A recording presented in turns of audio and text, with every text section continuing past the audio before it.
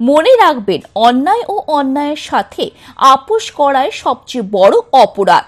নেতাজি সুভাষচন্দ্র বসুর এই বিচারধারাকে পাথেয় করে তিলোত্তমা কাণ্ডের প্রকৃত দোষীদের চরম শাস্তি দাবি করে আজ 23শে জানুয়ারি নিজের জন্ম জয়ন্তীর দিনে স্বয়ং নেতাজি রাস্তায় নামলেন শহর কলকাতাতে।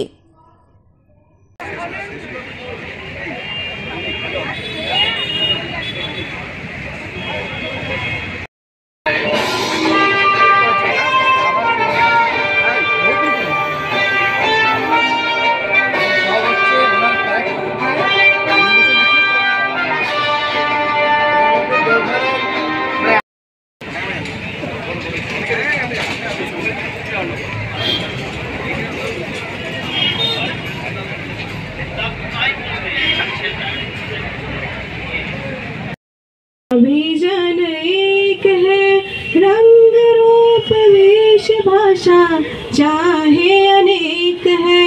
हिंद देश के निवासी सभी जन एक है, रंग रूप वेश भाषा चाहे अनेक